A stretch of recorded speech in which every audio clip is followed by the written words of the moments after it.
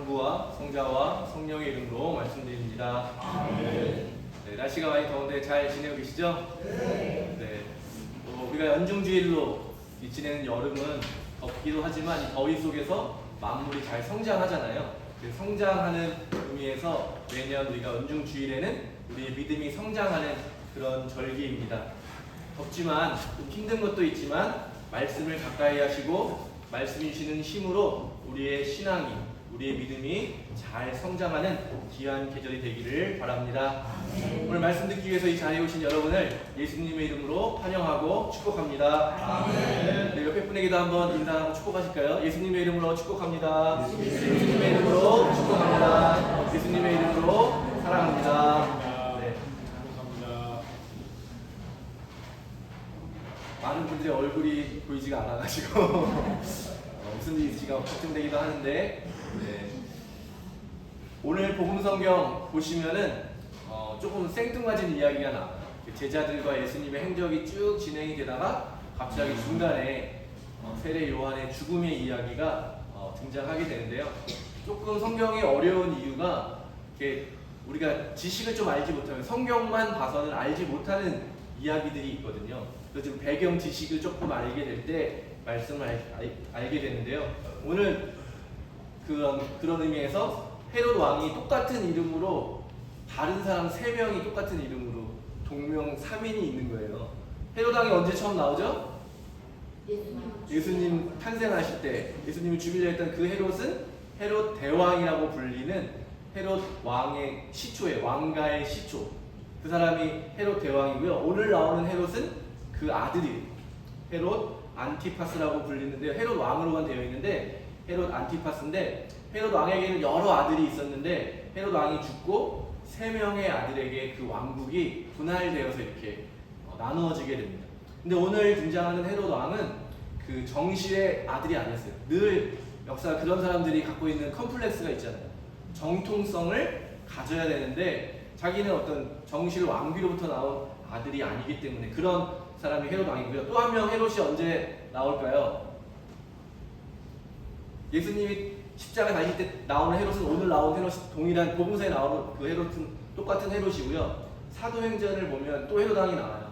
베드로를 옥에 가두고 요한의 형 야고보를 죽이는 그런 교회를 박해하는 헤롯 왕이 나오는데요. 이 헤롯 왕은 또 다른 헤롯이에요. 오늘 헤롯 대왕의 손자, 오늘 나온 헤롯의 조카. 그러니까 그런 좀 똑같은 이름이지만 다른 사람들이라는 걸 좀 기억해 두셔야 오늘 이야기를 이해하는데 좀 도움이 될 것 같습니다. 그 당시 이 유대 지역은요, 전쟁을 통해서 로마가 점령하게 되었는데 직접 통치하지 않고 간접적으로 통치를 한 거예요. 그래서 헤롯 왕이 분봉 왕이라고 불린 게 뭐예요? 로마 황제가 헤롯을 왕으로 임명을 해서 그 지역을 다스리게 된 거예요. 근데 헤롯 왕은 뭐 왕족도 아니고 유대인도 아니에요. 에돔 사람이라고 하거든요. 그러니까 우리로 말하면 민족도 다른 사람이 우리나라 왕이 된 거예요. 예를 들면 미국이 또는 일본이, 중국이 우리나라의 왕을 우리한테 별로 상의도 하지 않고 저 다른 나라 사람을 왕으로 임명한 거예요. 그러니까 그러면 이 백성들이 그 사람을 좋아할 리가 없잖아요. 그래서 헤롯 왕이 무지하게 애쓴 게 뭐냐면 백성들의 마음을 얻는 거예요. 그러니까 여러 가지 좋은 일도 많이 하는 거예요. 성전도 다시 짓고 도시도 짓고 여러 가지. 또 하나는 뭐예요? 자기를 왕으로 만들어진 로마 황제에게 잘 보여야 되는 거죠. 그러니까 이런 자기가 왕이 되기 위해서 복잡한 이 국제 정세를 잘 활용을 해야 되는 거였고, 또 민심도 잘 얻어야 되는 그런 상황이었습니다. 그래서 헤롯 대왕이 죽고 이 주로 갈릴레아 지역을 통치한 오늘 헤롯 안티파스는 자기가 또 직계도 아니잖아요. 정실도 아니기 때문에 오늘 사건이 일어나는 거예요.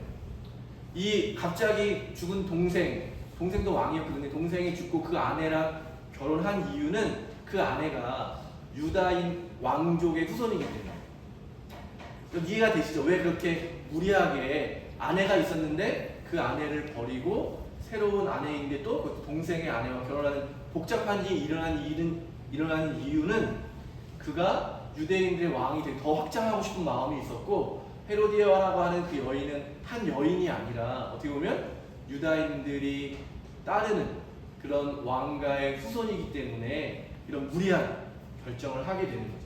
근데 세례 요한은 그게 가능하는 거죠. 그런 일은 세상적인 성공을 위해서 넘지 말아야 할 선이 있는 거다.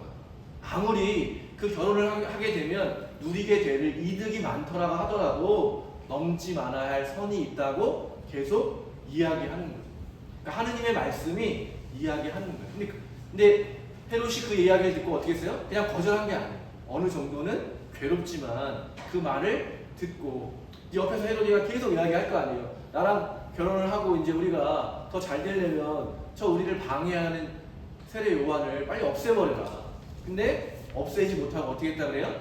감옥에 가둔 거죠. 감옥에 가뒀다는 거를 그냥 다시 설명하고 이런 거죠. 내 마음대로 하겠다. 내가 듣고 싶을 때는 듣지만 내가 듣고 싶지 않을 때는 듣지 않겠다. 그런데 실제로 역사에서 어떤 일이 벌어지냐면요, 예수님이 돌아가시고 그 자기가 버렸던 원래 본처가 공주거든요. 또 옆 나라 왕국의 공주예요. 그래가지고 그 아버지가 자기 딸을 버린 거에 대해서 화가 나가지고 전쟁을 일으키게 돼요. 두 왕이 전쟁을 하게 되고 전쟁에 지게 된 이 헤롯 왕은 결국 왕에서 쫓겨나고 이렇게 비참한 죽음을 맞이하게 된다. 이런 역사가 이제 성경에는 기록되어 있지 않은 역사가 있거든요. 그러니까 이제 그런 걸 보면 오늘의 이야기가 조금 이해가 되실 거예요. 헤롯 왕이 왜 저런 일들을 계속 할까? 왜 세례 요한을 당시 백성들이 또 예언자라고 알고 있었잖아요. 그러니까 그를 함부로 죽이는 일도 자기가 민심을 얻어야 되기 때문에 그 복잡한 그 계산이 깔려 있는 거죠, 그 안에. 그런데 헤롯이 오늘날로 보면은 핵인싸인 거죠, 핵인싸. 오늘 보시면은 왕궁이잖아요. 화려한 왕궁을 짓고 사는 화려한 집에 사는 사람이에요. 그리고 그의 생일날 그 당시에 힘 있다는 사람들은 다 모이는 거죠. 누구나 그 생일 파티에 한번 초대받는 것 자체만으로도 영광이 되는 그런 성공한 사람의 모범이에요. 그것도 자수성가해서 자기가 물론 왕족으로 태어나기는 했지만 그 복잡한 정세 속에서 유능함을 보여주고 사람들의 마음을 얻게 되는 그런 어떤 자리에까지 이르게 되는 것입니다. 그러니까 어느 날 제가 말씀을 묵상하는데 늘 세례 요한이 초점을 맞춰서 말씀을 묵상하다가 헤롯을 보니까 우리 현대인 오늘날 우리가 제일 이해하기 좋은 사람이고 사실은 제일 되고 싶은 모습이 헤롯에게 있다는 것을 깨닫게 됐어요. 오늘날에도 여러분 원하는 게 뭐예요? 좋은 집, 왕궁, 정말 건평 한 150평, 방이 셀 수 없이 많고, 한 달에 한 번씩 바꿔가면서 스타일에 따라서 이렇게 잘 쓰이고. 헤롯 왕은 왕궁도 있지만 도시 하나를 만들어가지고 황제한테 바쳐요. 그럴 정도의 힘과 돈이 있는 거죠. 그러니까 그런 사람이 그냥 생일날이 되면 수많은 사람들이 와서 그냥 빈손으로 왔겠어요? 선물들로 자기가 좋아하는 선물을 주고 또 정말 맛있는 음식들 차려놓고 먹고 마시고 즐기고 얼마나 행복하겠어요. 그러면서 그러니까 현대인들이 우리가 원하는 모습이 사실은 헤롯에게 있는 거죠. 근데 그런 헤롯을 괴롭히는 게 뭐예요? 하느님의 말씀. 그러면 안 된다. 정도를 가야 된다. 하느님의 말씀은 끊임없이 우리를 그런 세상을 추구하고 세속적인 성공을 욕망하는 우리에게 하느님의 말씀은 끊임없이 우리를 괴롭히는 거죠. 진짜가 뭐냐라고 이야기하는 거죠. 결국 오늘 이야기에서 헤롯은 자기의 성공을 위해서 자기의 성공에 가장 필요한 사람이 누구예요? 헤로디아라고 하는 자기의 성공을 위해서 하느님의 말씀을 거절하게 된다는 거죠. 우리도 마찬가지 아닐까 생각하게 됩니다. 여러분 하나님의 말씀도 들으시죠? 세상의 가치를 포기하였습니까? 네, 저도 못하고 있어요. 양손에 두 가지를 다 가지고 싶은 거죠. 그래서 성경은 끊임없이 이야기하잖아요. 재물이냐 하느님이냐 선택할 수밖에 없다. 둘 다 가질 수는 없다. 너희의 마음이 있는 곳에 너희가 진짜 있는 거다. 그러니까 계속해서 사실은 헤롯이라고 하는 사람이 처해 있는 상황이 우리가 날마다 겪고 있는 삶의 자리인 거죠. 하느님의 구원도 얻고 싶고 세상적인 성공도 하고 싶고, 우리가 계속 마르코복음을 살펴보았지만 그 예수님을 따랐던 제자들도 별 다르지 않다는 걸 우리가 잘 알고 있잖아요. 예수님을 따랐지만 누가 더 높은 자리를 차지할 거냐, 누가 왕의 자리에 앉을 거냐, 제자들끼리 다투잖아요. 예수님, 저와 제 형제를 하나님 한 명은 오른편에 한 명은 왼편에 앉게 해주십시오. 예수님이 죽음의 길을 간다고 할 때 펄쩍 뛰면서 예수님에게 절대 안 된다고 한 사람이 누구예요? 네, 수제자라고 하는 베드로도. 왜냐하면 자기가 원하는 성공의 자리로 가야 되는데 예수님이 십자가의 길로 간다고 하니까 절대로 안 됩니다 라고 말했다는 거죠. 그러니까 헤롯이나 예수님의 제자들이나 사실은 양쪽에 다리를 걸치고 양다리를 걸치고 있고, 또 우리도 마찬가지인 거죠. 양다리를 걸치고 있는 우리에게 오늘 성경의 말씀은 이야기하고 있는 거죠. 하느님의 말씀이냐, 세상적인 성공이냐. 둘 다 가질 수 있다면 참으로 좋겠지만 둘 다 가질 수 없다고 분명하게 성경은 오늘 우리에게 이야기해주고 있는 것입니다. 그래서 이 헤롯은 결국 세상적인 성공을 선택한 거죠. 그러다 보면 어떻게 돼요? 하느님의 말씀을 거절하는 그 일이, 그 순간이 온다는 거예요. 미룰 수는 있지만 이 양쪽에 다 선택해서 갈 수가 없고 어느 순간에는 선택을 해야 되는 그 자리에 서게 된다. 근데 헤롯이 어떻게 했어요? 자기가 한 말도 있고 사람들의 눈치도 좀 보이고 자기에게 그렇게 했기 때문에 하나님의 사람을 죽이는 일을 하게 되는 거죠. 그 결과적으로 그 일이 결국에는 그의 멸망, 그의 죽음으로까지 이어지고 있다는 것을 우리는 오늘 기억해야 되는 것입니다. 근데 반대로 제자들은 계속 실패했죠. 똑같이 실패하고 그들이 예루살렘에 입성했을 때는 이제 우리도 왕궁에서, 화려한 왕궁에서 내가 좋아하는 사람들을 불러다가 잔치도 열고 사람들에게 뭔가 베풀어 주기도 하고 오늘 헤롯이 하는 것처럼 그런 삶을 살 수 있겠다라고 하는 생각을 하면서 예루살렘에 입성했을 거예요. 근데 그들이 경험했다는 것은 뭐예요? 버림받는 거죠.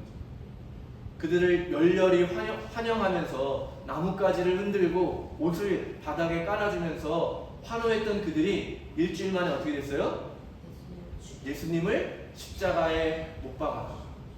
십자가를 지고 골고다 언덕을 오른 예수님을 향해서 침을 뱉고 저주를 하고 욕설을 하고, 제자들은 그런 사람들을 피해서 그 자리에 있지도 못하고 먼지기서 그런 예수님을 바라보는 실패의 자리에 서게 된 거죠. 마찬가지로 세상적인 성공과 예수님을 따르는 길이 결국에는 선택할 수밖에 없는 자리에 오게 되는 거예요. 그런데 우리가 잘 아는 것처럼 그 제자들은 결국 성령을 받고, 오늘도 리더스 때 이야기하잖아요. 그 보증으로 뭘 받았다 그래요? 성령이 우리 그 약속을 보증해 줍니다. 실패의 자리에서 세상적인 거에서는 다 끝났구나 라고 할 때 성령이 임하면서 예수님의 길을 따르는 신앙의 여정을 가게 되었다는 거죠. 그들은 그 이후에도 계속 실패하는 자리. 그러나 그들은 실패를 경험하면서 동시에 뭘 경험했어요? 하느님의 용서하심, 하느님의 은총. 그래서 바울로가 이야기하잖아요. 죄가 많은 곳에 은총이 넘쳐난다. 제가 오늘 사제로서 여러분과 함께 예배 드리는 것처럼 예수님을 따랐던 사도들은 예배의 자리에서 예수님을 증언하고, 그러니까 설교를 하고 말씀을 가르치고 그렇게 함께 예배의 자리에서 어떤 고백을 했겠어요? 여러분, 저 왕궁을 보십시오. 저렇게 화려하게 살아가고 있는 사람들이 있지만 저도 한때는 그런 것을 바라면서 예수님을 따라갔지만 지금 참된 것이 무엇인지를 나는 알게 되었습니다. 내가 바라던 그 세상적인 성공과 권력과 부귀 영화로는 누릴 수 없는 참된 행복이 예수 그리스도에게 있습니다.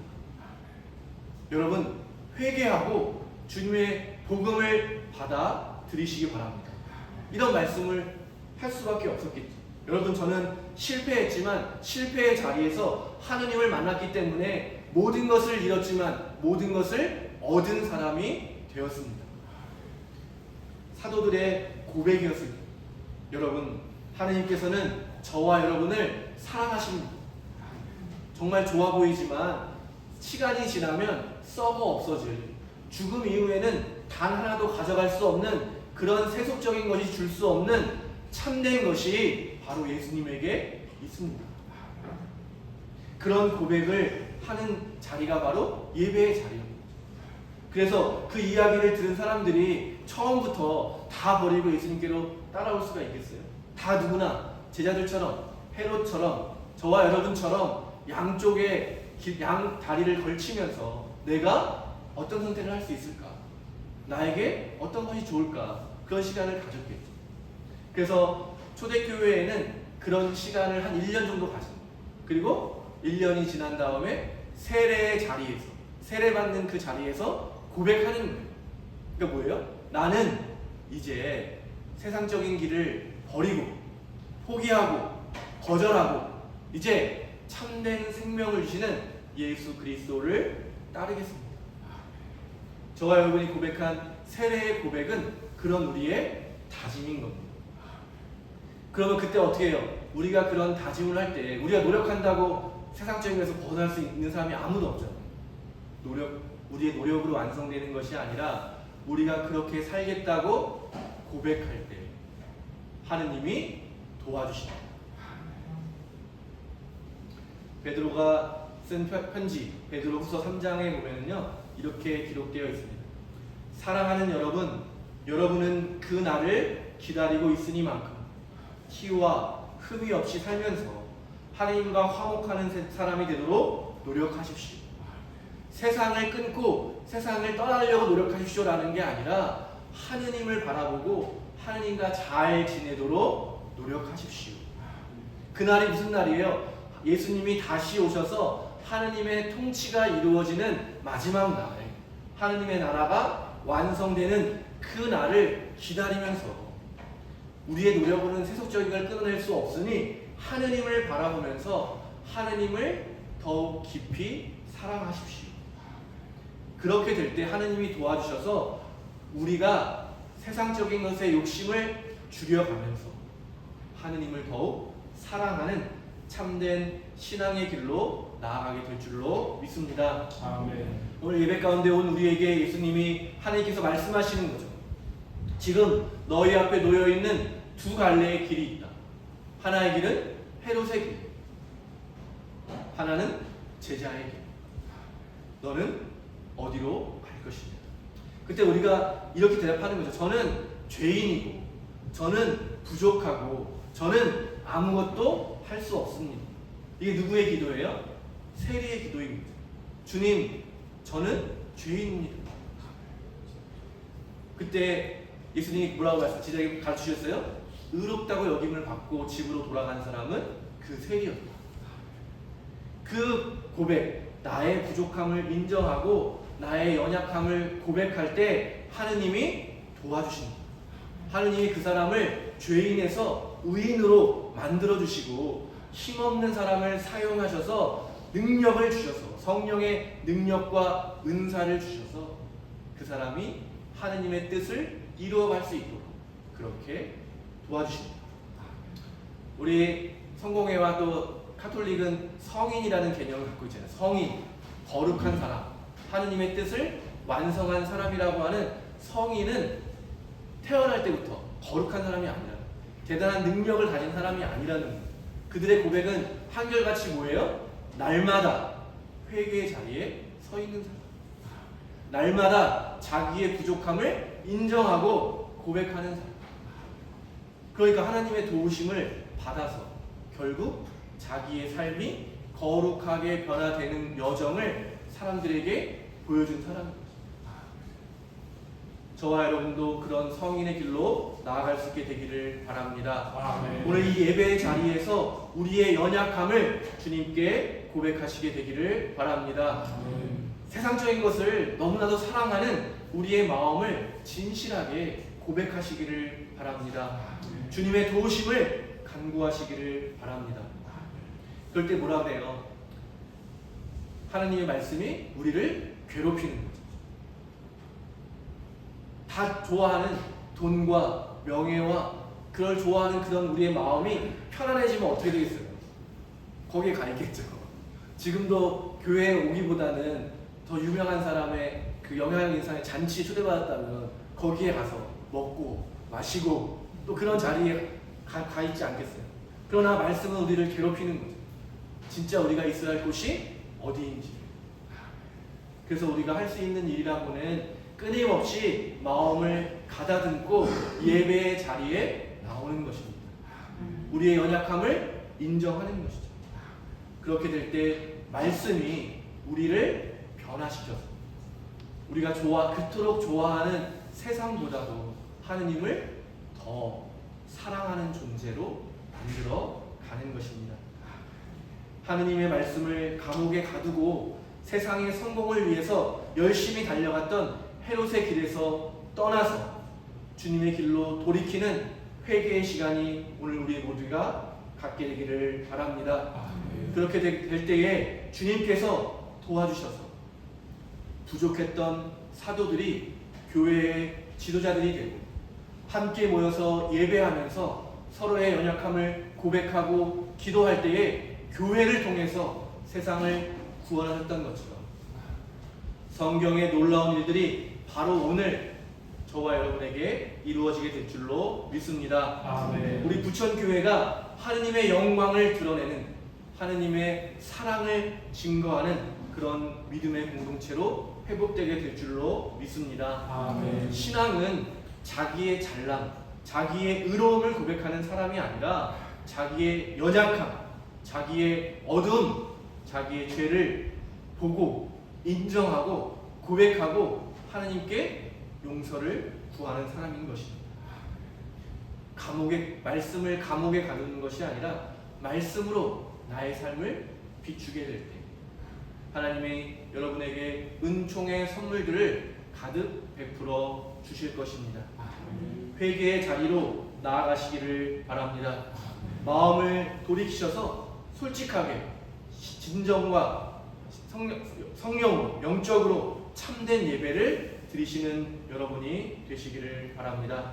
그래서 그렇게 우리가 먼저 하느님의 나라, 하나님께서 의롭게 여기시는 것을 구하는 사람으로 서게 될 때 정말 우리가 바라는 것보다 더 좋은 것으로 우리의 삶을 채워주시는 아버지의 축복의 손길도 우리는 경험하게 될 줄로 믿습니다.